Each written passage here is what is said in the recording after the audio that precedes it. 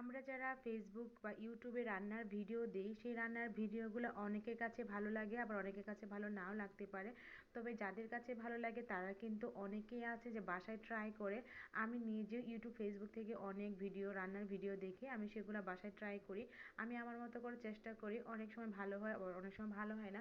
তবে আজকে একটা ভিডিও আপনাদের সাথে শেয়ার করছি, সেটা হচ্ছে এটা আমার নিজের রেসিপি না, এটা আমি একজন আপুর কাছ থেকে দেখেছি। একটা আপু যখন দিয়েছিল তখন ভাবলাম দেখি এই রেসিপিটা আমি একদিন ট্রাই করি, আসলে কি রেসিপিটা ট্রাই করলে অনেক বেশি মজা হবে, আসলে কি এই রেসিপিটা দিয়ে অনেক বেশি ভাত খাওয়া যাবে কি না।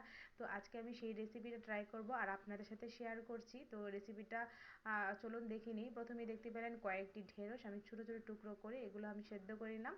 তারপরে আমি এখানে 2 চামচের মতো সরিষা বেটে নিচ্ছি, ঠিক ওই আপুটা যেভাবে ওই রেসিপিটা বানিয়েছিল বা করেছিল স্টেপ বাই স্টেপ আমি সেটা ফলো করছি। তো এই আপুটা হচ্ছে সরিষা দিয়েছিল, আমি এখানে হলুদ সরিষা দিয়েছি, চাইলে আপনারা লাল যে সরিষাটা সেটাও কিন্তু ব্যবহার করতে পারেন। তবে আমি এক প্রকার সরিষা দিয়ে এখানে আজকে এই রেসিপিটা তৈরি করব। তো সরিষাটা আমি খুব ভালো করে একদম মিহি করে বেটে নিয়েছি। এই যে একদম মিহি করে বেটে নেওয়ার পর এখানে আমি কয়েকটা কাঁচামরিচ বেটে নেব।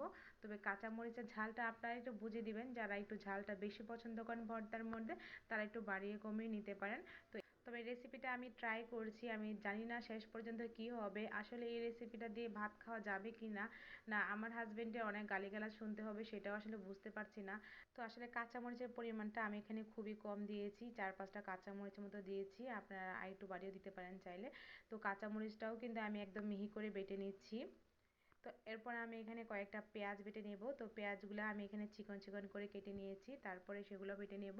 আর চাইলে আপনারা যারা কাঁচা পেঁয়াজ পছন্দ করেন না এই পেঁয়াজটা একটু টেলে নিতে পারেন, টেলে নিয়েও কিন্তু বেটে নিতে পারেন, তাহলেও কিন্তু ভালো লাগে। তো আমি আজকে কাঁচা পেঁয়াজটা দিয়ে ভর্তাটা করব। তো এই যে কাঁচা পেঁয়াজটা কিন্তু আমি আধা বাটা করে নিয়েছি।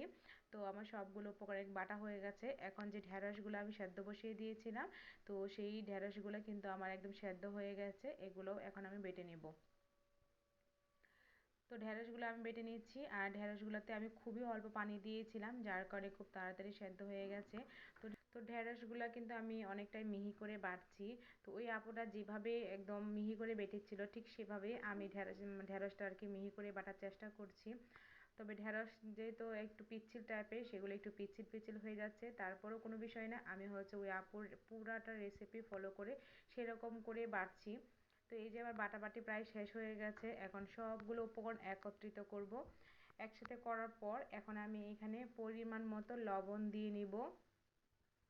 তো দিয়ে নিলাম পরিমাণ মতো লবণ, এরপর বেশ কিছুটা সরিষার তেল দিয়ে নিচ্ছি। তেল দিয়ে খুব ভালো করে মাখিয়ে নিলেই কিন্তু ভর্তাটা একদম রেডি হয়ে যাবে। আর এই ভর্তাটা দিয়ে আসলে কত প্লেট ভাত খাওয়া যাবে কি যাবে না প্লিজ আপনারা কমেন্ট করে জানাবেন। তো এই রেসিপিটা কি কারো ট্রাই করতে ইচ্ছে করছে কিনা সেটাও প্লিজ কমেন্ট করে জানাবেন, আর কেমন হয়েছে সেটাও একটু জানাবেন।